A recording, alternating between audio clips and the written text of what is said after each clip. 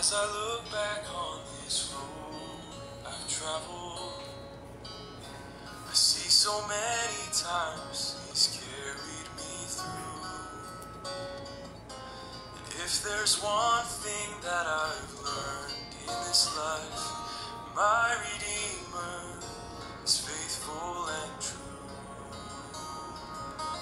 My Redeemer is faithful and true. Everything He has said He will do. Every morning His mercies are new. My Redeemer is faithful and true.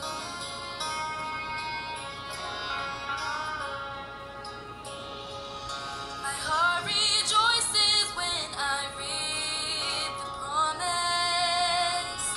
There is a place that I'm prepared Amen. for you. Praise God. I know someday I'll see my Lord face to face, 'cause my Redeemer is faithful and true. My Redeemer is faithful and true. Yes po. Everything He has said He will do. Yes. Every morning His mercies are new. My Redeemer is faithful and true. And in every situation He has proved His love for me. When I lack the understanding, He gives more grace to me. Praise the Lord. Okay, so tayo po ay magsisimula na sa ating pong pag-aaral ngayon pong hapong ito. So ang ating pong topic is 3 John, third epistle general of John. Yan, good afternoon kay Sister Michelle Bulisar Burgos. And good afternoon din kay Sister Gemma Ermitanyo and others. Nakasama po natin ngayon. Amen, amen. Praise God. Yan. Sister Angeline.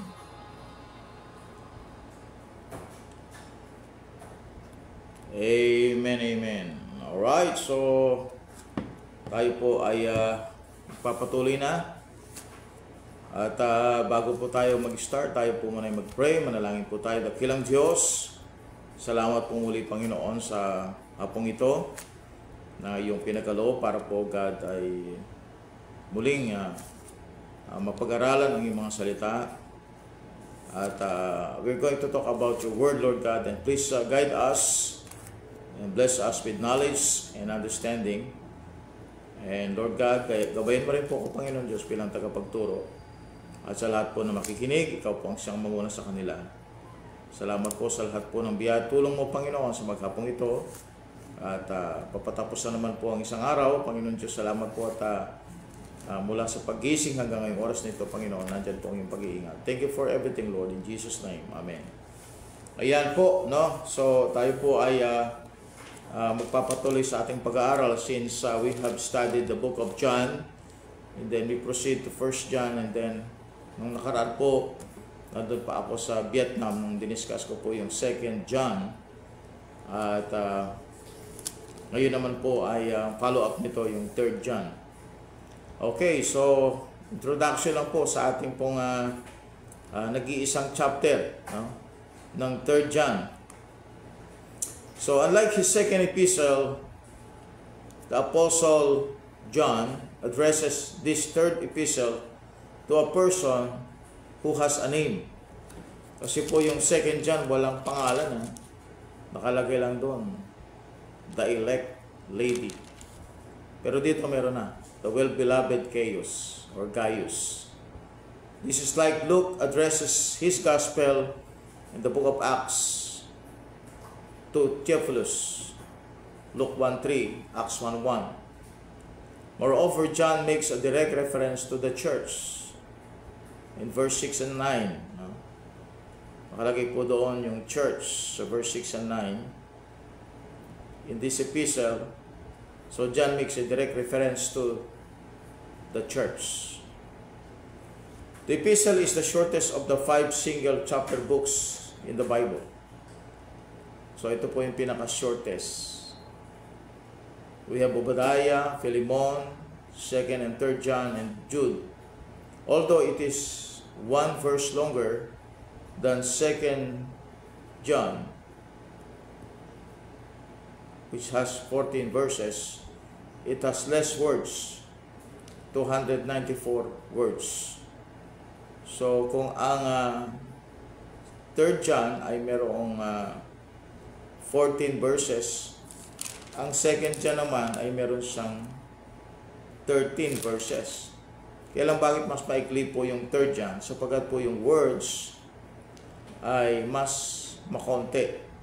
It has only 294 words. We have already commented on the date of the writing in the introduction of 1 John. No? Alam natin po na ang apostle, sumulat ng 3rd John, ay nakita niya ang lahat. No? So dispensationally, he is knowledgeable. He is knowledgeable of the tribulation period, the millennium, the dispensation in the church age. So sa pagsulat niya nito, siya po ay sumusulat na may knowledge tungkol sa church age. Okay? So makita po natin yung epistle ay in application to the church. And there are portions that could be applied to the tribulation period and even in millennium. At alam niyo bakit gano'n? Sapagkat John has a wider scope. Kaya sa wider scope, kasi nga po siya yung nabuhay na nakita niyang lahat. The beginning, okay, nung ang ministry ay kasama pa niya yung mga apostol sa Matthew chapter 10. Hanggang sa church age, nakita niya yon.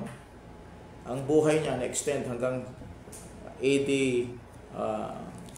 90 plus, no? AD 90. Na-extend ang buhay niya. At God gave him the chance to see the tribulation period and millennium through the Holy Spirit. So you will see that the 3rd John can be applied to the church, and there are some overtones of the tribulation period. Okay? So ganun po yung ating pong araling epistle. Okay, so this brief epistle was written to condemn a proud, self-righteous, stuffed shirt who was a Christian. Naturally, okay, it is the condemnation of Demetrius, verse 12 up to verse number 13. Now let's continue, no, by reading verse 1 up to verse number 8. So here we have the salutation of Gaius. Verse 1, the elder unto the well-beloved Gaius, whom I love in the truth. Beloved, I wish above all things that thou mayest prosper and be in health, even as thy soul prospereth. Now, dun po lang po sa verse 10 muna po tayo. Verse 10 po tayo. I'm sorry, verse 2, not verse 10. Verse 2.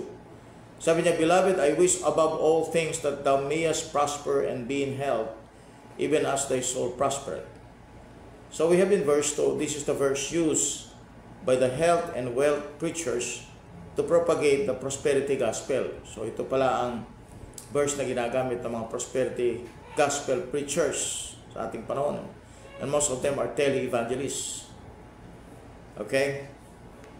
So, it is the directive will of God for every believer to be wealthy and healthy, according to their belief.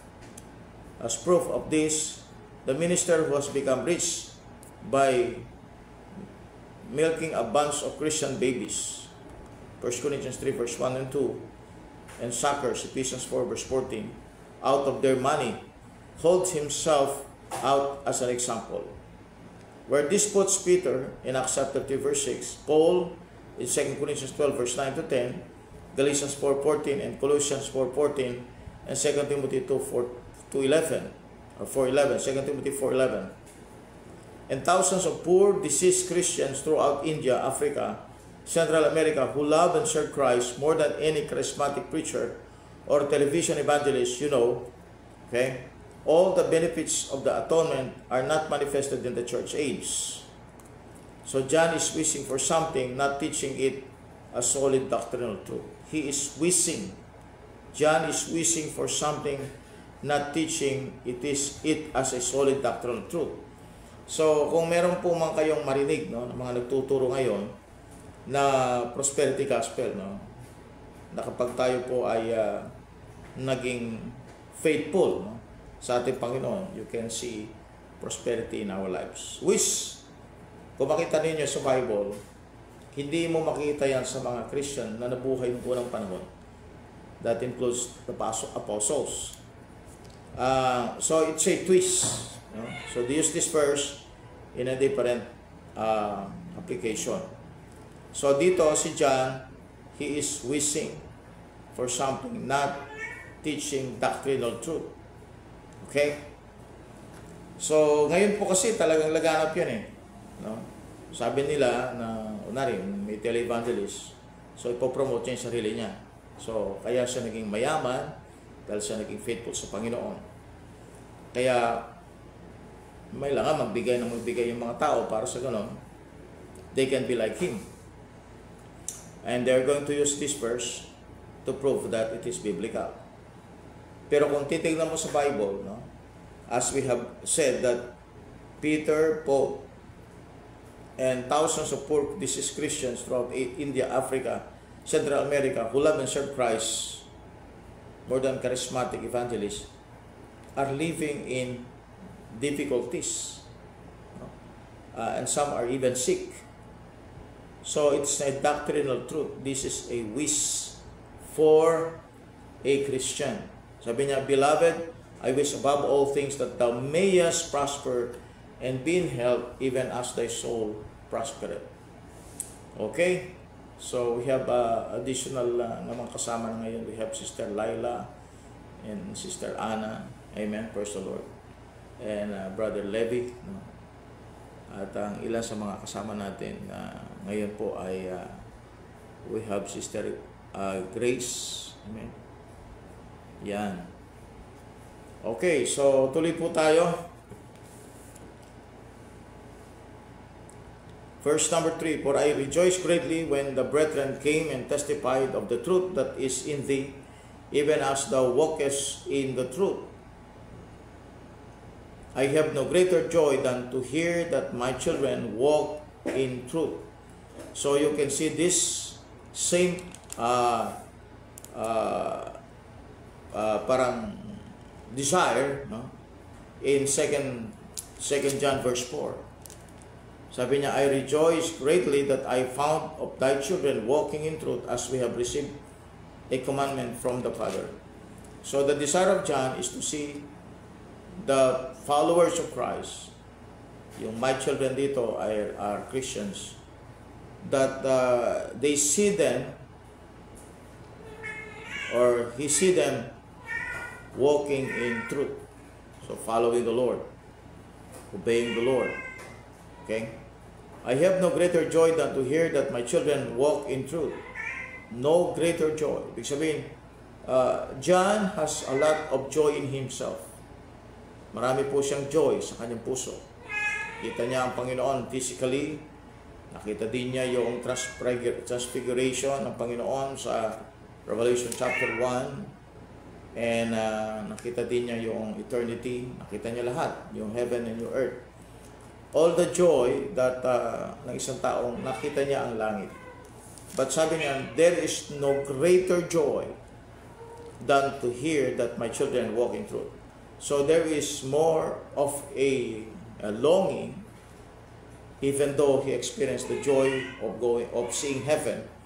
But there is a longing in his heart to see that his children, it could be the Christians, walk in truth.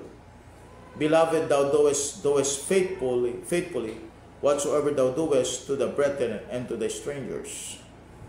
Okay, so beloved, that thou doest faithfully whatsoever thou doest to the brethren and to strangers. So note the tribulation overtones. Matthew 25 verse 34 to 40, Hebrews 13 verse 2 to 3, James 1 verse 27, James 2 verse 15 to 17, 1 John chapter 3 verse 16 to 18, right along church age verses 6 and 9. Okay? So, beloved, thou doest faithfully whatsoever thou doest to the brethren and to strangers.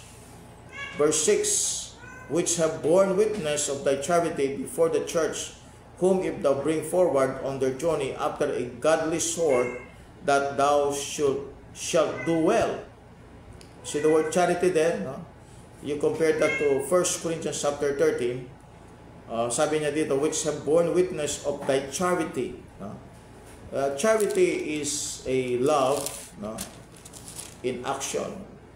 Ito'y love ng brethren, love ng isang Christian in action, no? In activity. Kaya nga kapag sinabi natin charity, we're talking about people who are giving. No? Because charity is showing love by giving. Charity, which have borne witness of thy charity before the church, whom if thou bring forward on their journey after a godly sort, that shalt do well. Okay, because that for his name's sake they went forth, taking nothing from the Gentiles. So this is a good verse, mga kapatid, no? Kayong mga nakikinig. Meron kayong makikita mga preacher ngayon sa daan at naghihingi sila ng mga tulong at may sobre, may supot. And they take offerings from lost people, unsaved people. And they preach the gospel, according to them, gospel yun. They preach the word of God. But ang kapalit nun ay they are going to ask money from the people, no, na nasa streets. And this is against God's words. This is against God's example ng mga Christians sa Bible. No? And one of the verse that is very strong that could be used against them is in verse 7. Because that for his name's sake, they went forth, that is preaching the word of God, taking nothing from the Gentiles. Yung Gentiles, unsaved yan eh. Three groups kasi sa Bible. The Church of God, Gentiles, and the Jews. Pag sinabi natin Gentiles dito, these are unsaved people, Gentile people, unsaved. Sabi niya, they preached, no? They went forth, taking nothing from the Gentiles. Wala silang kinuha, wala silang hiningi, wala silang dalang supot para humingi sa mga Gentiles. So they preach the word of God free of church. Verse 8, we therefore ought to receive such that we might be fellow helpers to the truth. Sabi niya, we therefore ought to receive such that we might be fellow helpers of the truth. Fellow helpers. So we are fellow helpers of the truth when we help the missionaries, preachers, and pastors that are going out and winning the lost and sharing the gospel of Jesus Christ. We are fellow helpers. Alright, the condemnation of Diotrephes. The condemnation of Diotrephes.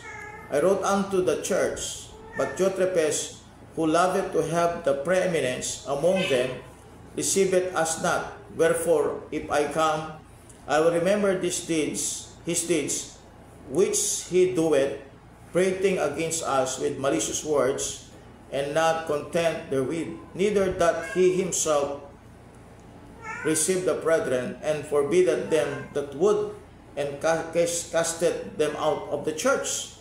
Beloved, follow not that which is evil, but that which is good. He that doeth good is of God, but he that doeth evil hath not seen God. Amen. Okay? So yung evil na ito yung evil na ginagawa ng mga ilan laban po sa mga lingkod ng Panginoon. No, makita natin dito ang kasalanan ni Diotrephes ay he is making himself, no, high and above the people of God.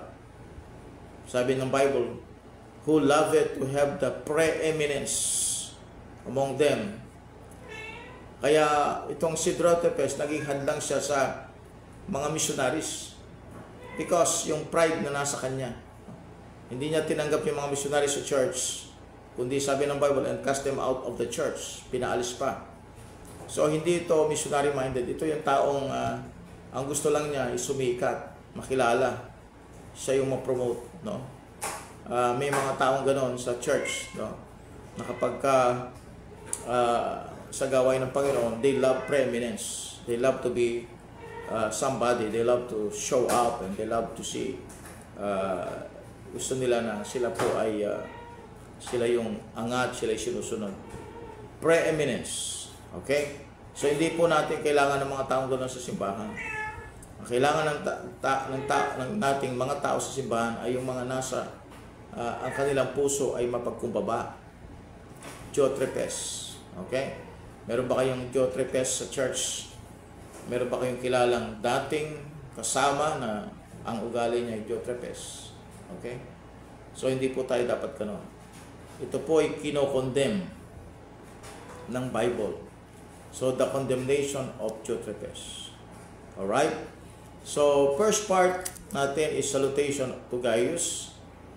So nakita natin yan mga kapatid. Siya tinawag na elder unto the well-beloved Gaius. The elder unto the beloved.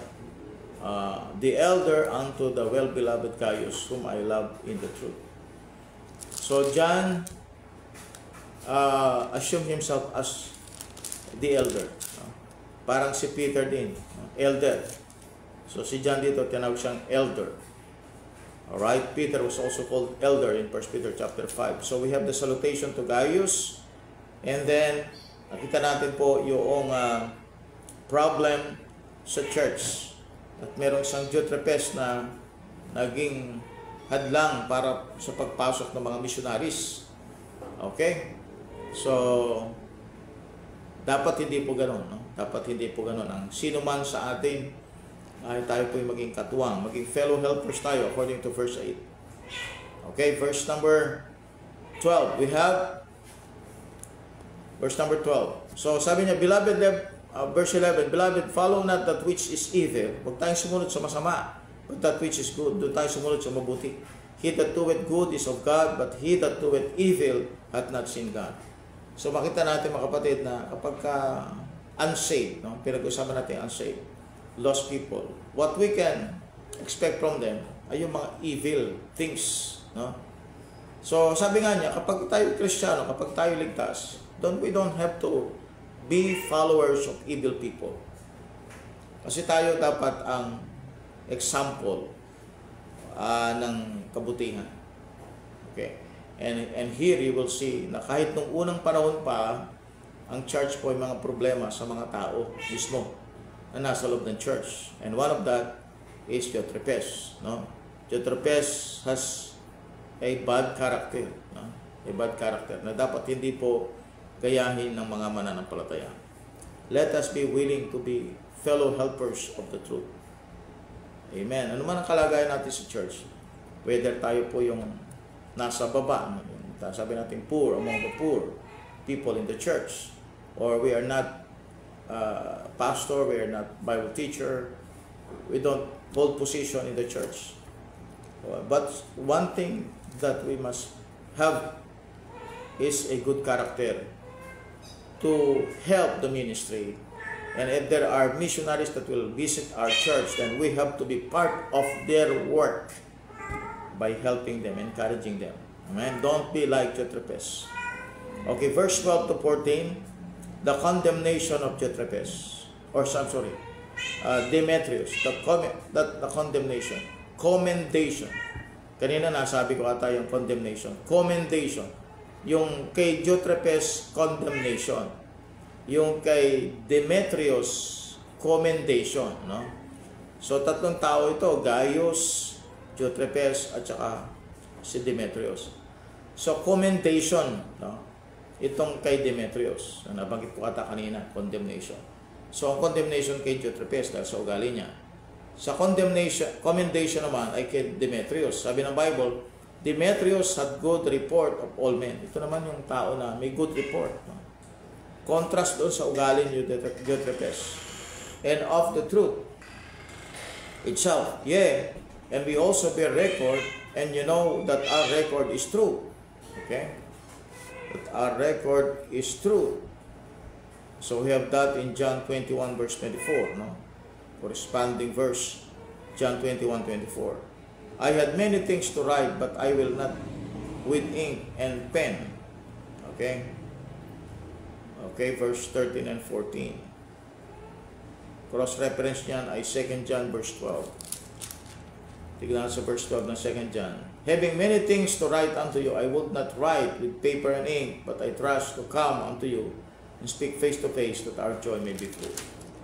So, hindi may sulat lahat with paper and ink. So, sabi niya, I would like to see you face to face, to tell you everything. I had many things to write, but I will not with ink and paper and pen write unto thee. But I trust I shall shortly see thee, and we shall speak face to face. Peace be to thee, our friends, which are the friends of God and the brethren. Our friends, salute thee, greet the friends by my name. So, friends of God and the brethren, that is in John 15, verse 13 to 15, Acts 19, verse 31, Acts 27, verse 3, James 2:23. No? Friends, mga kaibigan sa Panginoon. Okay, so we have the 3rd John. So we have done with 3rd John. So ulitin po natin, ito po ay meron pong application sa church age, sa mga Christians. Pagkat nakita natin yan, na ang church ay nabanggit sa verse 6 and 9. At dito, actually, problem sa loob ng church to. But there are overtones of tribulation, period. No? Okay, so basically, it is for the church.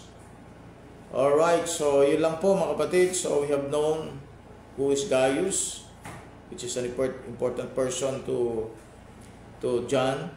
And we have also Diotrephes, who is being condemned here with his bad character, and a commendation of Demetrius, who is, sabi ng Bible, of good report of all men. We must be like Demetrius. We should not be like Diotrephes. Amen? Alright, so thank you po with a short chapter. Natapos natin kaagad. Thank you for joining us, Brother Levy, Brother June Francisco. Salamat po sa pag-join. We have Sister Clara or Shara Abeto. Thank you for joining Brother Wise, of course. Sister Shaliana Rose, kasama po kayo dyan na nanonood ngayon. And Sister Gemma and Sister Ana, Laila, and we have Angeline Santa Rosa Reyes. So we have Grace Spirit. Amen. Okay, so thank you so much for joining us, at sana po yung magpatuloy po tayo sa pag-aaral ng salita ng Diyos. Huwag po tayong mananawa at palagi po tayong mag-isip ng magagawa po natin sa Panginoon. Isang bagay mga kapatid na dapat po we have to spend is by reading, and spend our time is by reading and studying the Word of God. Salamat po for joining Real KGP Believers ngayon. And we might have our Blackboard teaching mamaya po sa ating pong programa mamayang 9:00 na gabi. Okay? Thank you po, and God bless po sa inyong lahat. Tayo po'y manalangin. Dakilang Diyos, marami pong salamat, Ama. Pagpalain po, O God, ang aming pong naging pag-aaral. O Diyos, i-bless niyo po ang mga listeners, viewers, Panginoon, ng Bible study ngayon. At tulungan niyo po sila kung saan man sila naroon ngayon. May mga problema po ang kanilang mga pamilya sa Pilipinas, o sila po, Panginoon Diyos, may karamdaman. O God, pagalingin niyo po ang kanilang mga katawan. O Diyos, tulungan niyo po silang makatiis, makapagtiyaga sa abroad. At sana, O God, sa lahat po ng kapatid ang nandito sa Pilipinas, nawa, Panginoon Diyos, ikaw ang pong siyang mag-ingat. At patuloy mong gamitin po kami, Panginoon Diyos, sa iyong gawain. In Jesus' name we pray. Amen at amen. God bless po sa inyo, and have a blessed day. Gandang hapon po.